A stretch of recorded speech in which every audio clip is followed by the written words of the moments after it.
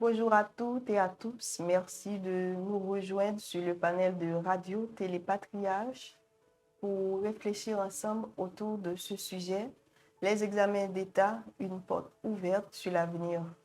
Nous avons dit tout, examen l'État une porte ouverte sur l'avenir, j'aime pas ici, ou bien une chimère, une opportunité tracée. Cette année encore, des dizaines de milliers de candidats prennent part aux examens d'État.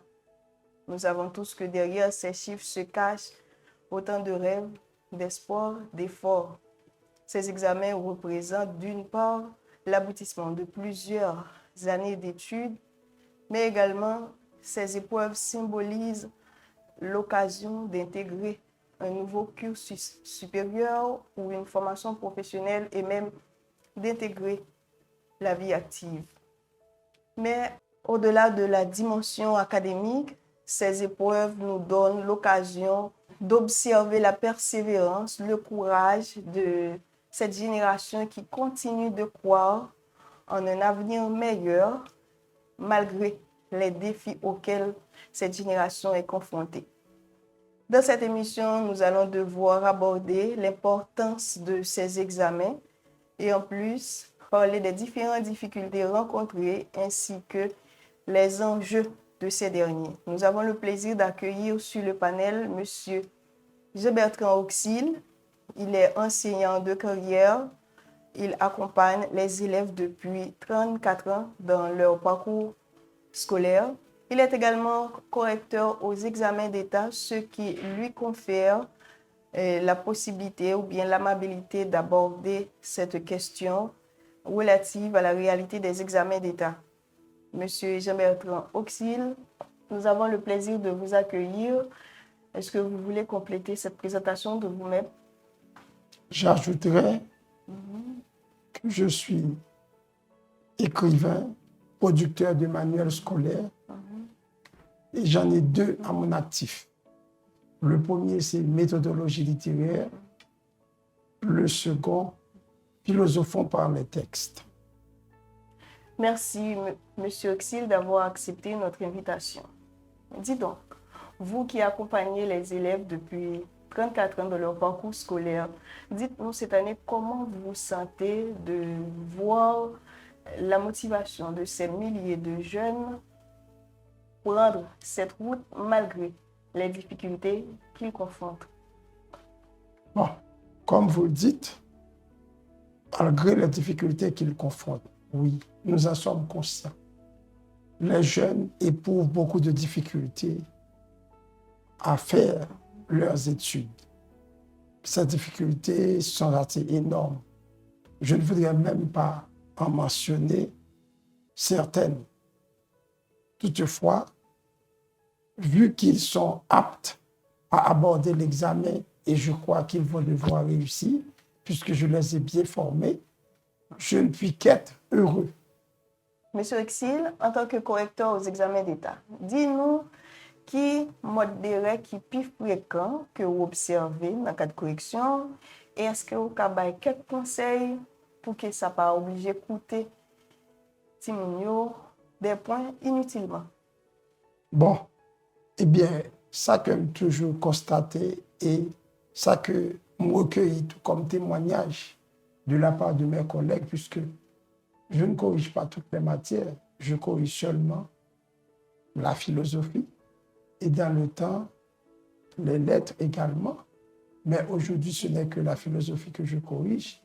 Eh bien, témoignage que je recueille de la part de mes collègues qui corrigent les autres matières me porte à croire que les élèves éprouvent des difficultés à appréhender le sens du message à travers les textes, d'une part, et puis d'autre part, ils éprouvent des difficultés quant à répondre avec efficacité aux questions, faute de n'avoir pas bien appréhendé le sens des questions. En l'occurrence, je leur conseillerais de prendre le temps nécessaire pour bien comprendre le sens des textes et également le sens des questions, de manière à pouvoir répondre avec efficacité. car je ne veux que leur réussite. Monsieur Exil, d'après vous, quelle est la place de ces examens dans le système éducatif haïtien? Bon, quand on considère que les examens sont établis pour sectionner les apprenants et leur donner droit à la faculté et aux autres activités, eh bien, les examens ont une place incontestable et je dirais même jouent un rôle prépondérant puisque c'est un passage obligé. Aujourd'hui, préparer les examens relève du parcours d'un combattant. En observant vos élèves, quels sont les obstacles auxquels ils font face le plus? À les bien observer, je vois qu'ils font face aux obstacles de l'insécurité. Parce que, ordinairement, l'insécurité empêche aux enfants d'avoir le calme d'esprit nécessaire pour bien se préparer en vue d'affronter les examens. C'est la peur qui circule dans nos murs et quelquefois on peut ajouter à cette peur le problème de nourriture. Les enfants ne trouvent pas toujours de quoi manger pour se fortifier, pour pouvoir avoir la capacité nécessaire qu'il faut d'appréhender ce qu'il étudie.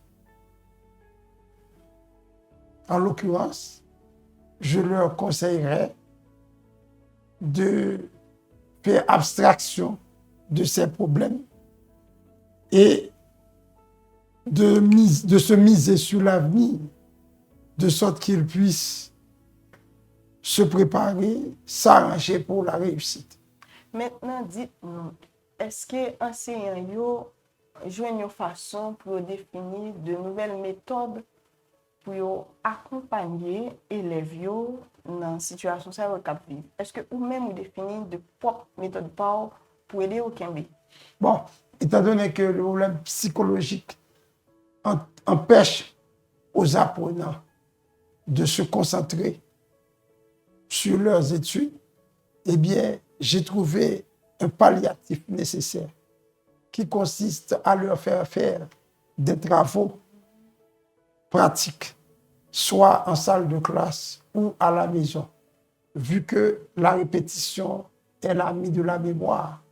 Je sais pertinemment qu'à force d'effectuer des exercices pratiques, les apprenants seront à même de mieux affronter les examens, puisque ce qu'on va leur proposer, eh bien, ils seront d'ores et déjà en mesure de le réaliser, et ceci par habitude.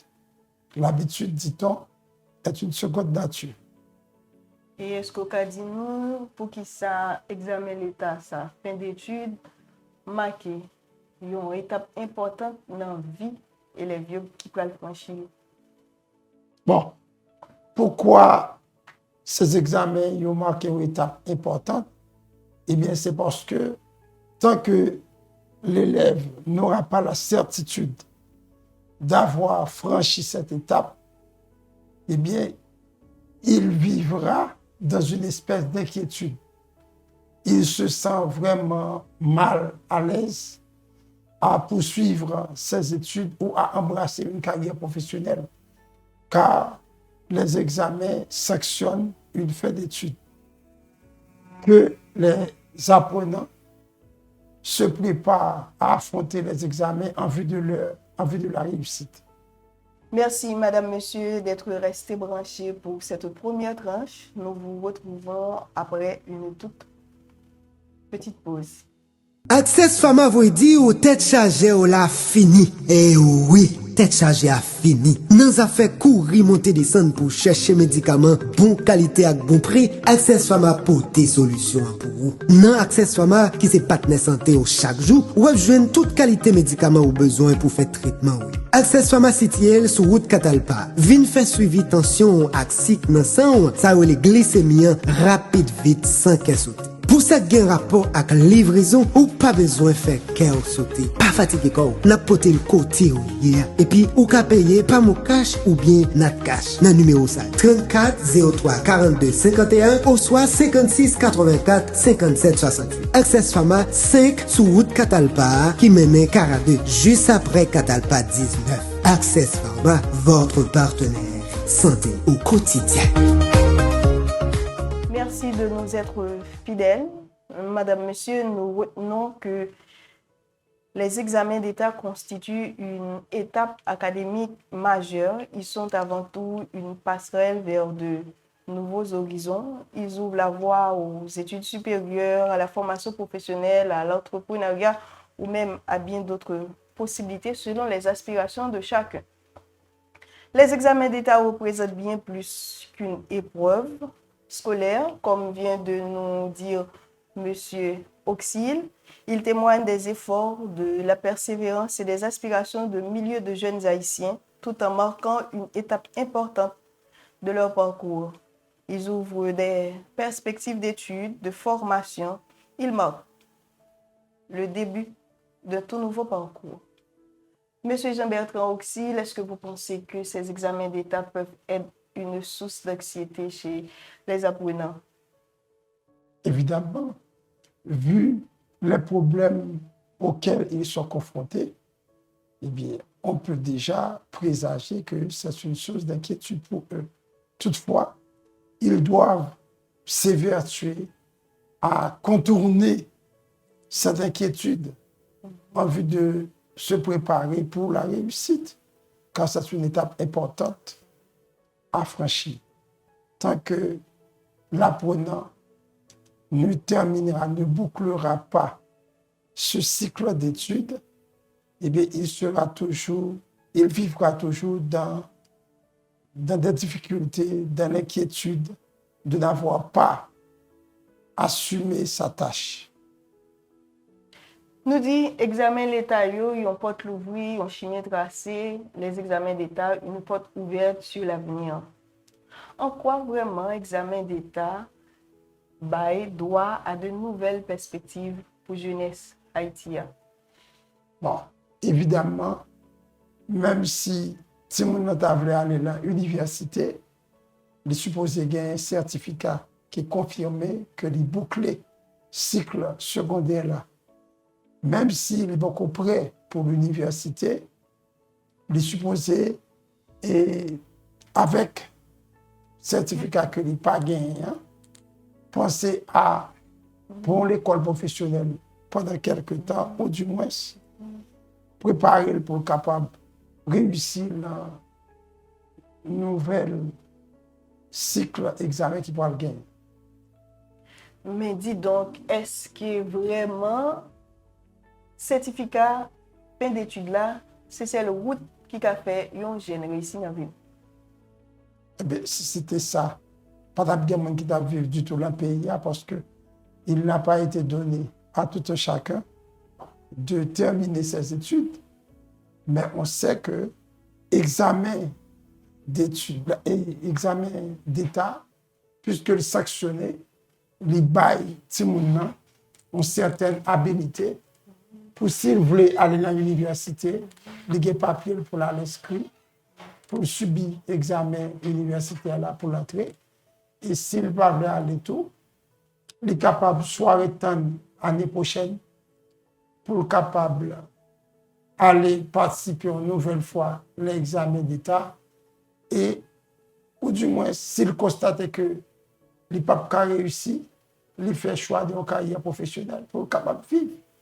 Parce que le certificat de fin d'études n'est pas capable de résumer à toute la vie de tout le monde.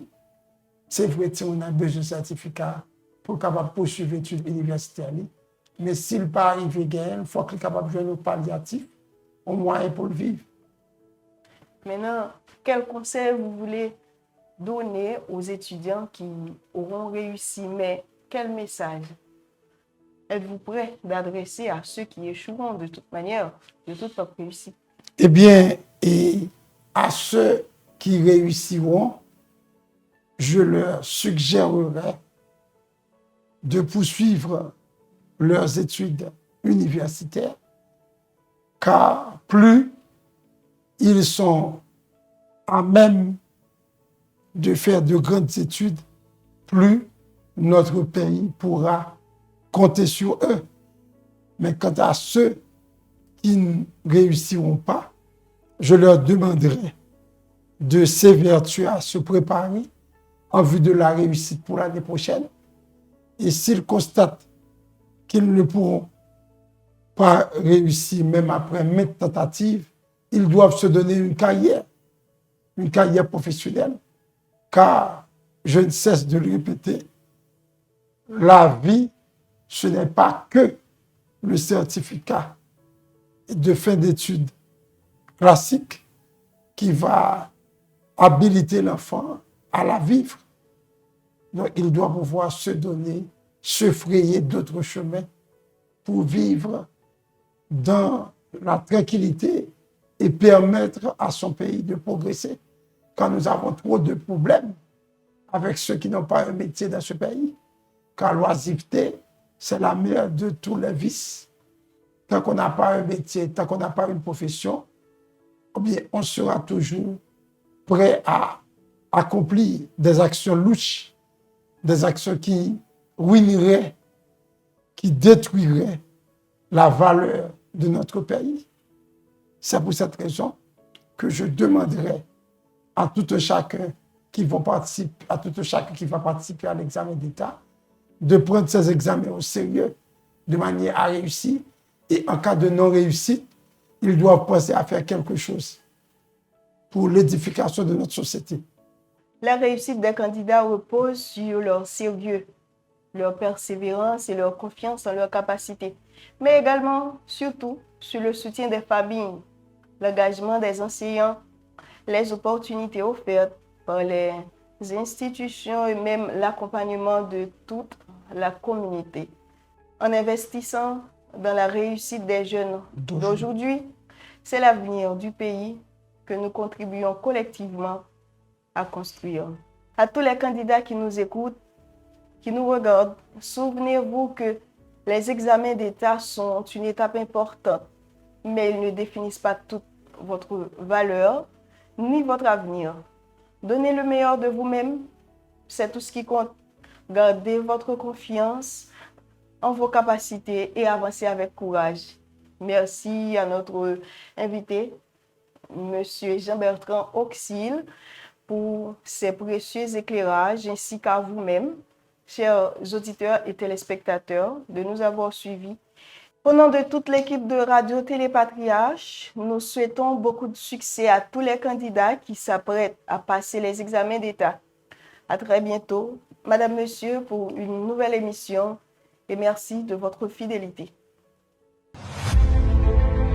Ou c'est un jeune, ou t'as aimé camper en business, ou c'est un entrepreneur, eh bien, émission ça, c'est pour vous.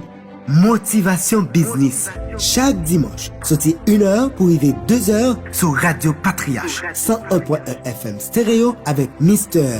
Tistor et Mr. Dex. En pile information sur comment on peut commencer un business, comment on peut mettre un business campé sans pas besoin un pile cob. Dans l'émission ça, on a un pile invité qui c'est entrepreneur, influenceur, leader communautaire et un pilote invité qui est important dans la société. Mr. Tistor, c'est entrepreneur, business coach et motivateur. Mr. Dex, c'est un marketeur. Il appelle chaque dimanche pour conseiller, motiver, pour mettre business par là camper sans pas besoin un pile cob. Celle ça va pour faire, c'est brancher émission Motivation Business chaque dimanche. Sorti 1h pour arriver 2h sur Radio Patriarche 101.1 FM stéréo. Et puis, bio, Motivation Business avec Mr. Tistor.